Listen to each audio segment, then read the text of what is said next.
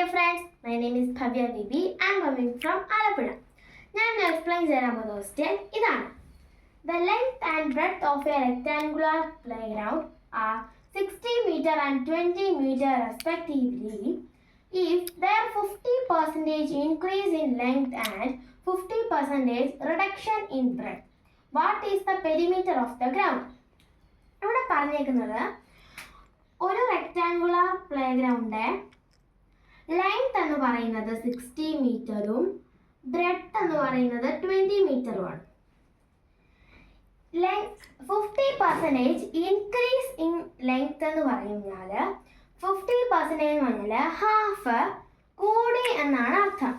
അപ്പം ലെങ്ത് കൂടി, പിന്നെ 50% റിഡക്ഷൻ ഇൻ ബ്രെഡ്ത്ത് എന്ന് പറഞ്ഞാൽ 50% എന്ന് പറഞ്ഞാൽ ഹാഫ് കുറഞ്ഞു ബ്രെഡ്ത്തിൽ എന്നാണ് അർത്ഥം. അപ്പം ഇങ്ങനെയാണ് വരുന്നത്. ഇനി നമുക്കിതിൻ്റെ ലെങ്ത്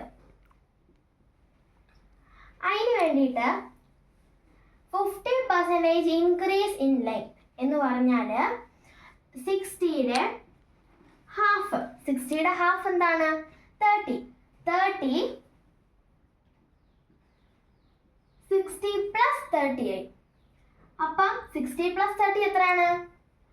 90. ഇനി ബ്രെഡ്ത്ത് 50% റിഡക്ഷൻ ഇൻ ബ്രെഡ്ത്ത് എന്ന് പറഞ്ഞാൽ ഹാഫ് ബ്രെഡ്ത്തിൽ കുറഞ്ഞു. അപ്പം വരുന്നത് 20 മൈനസ് 20യുടെ പകുതി എത്രയാണ്?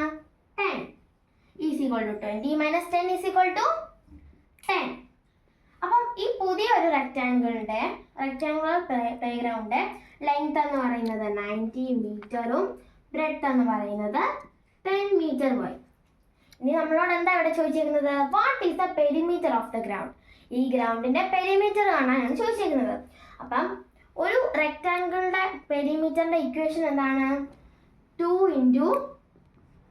× L + B എന്ന് പറയുമ്പം ലെങ്ത് ഇവിടെ എത്രയാണ്? 90 പ്ലസ് ബ്രെഡ്ത്ത് എത്രയാണ്? 10 ഈസ് ഈക്വൽ ടു 90 പ്ലസ് 10 എത്രയാണ്? 100.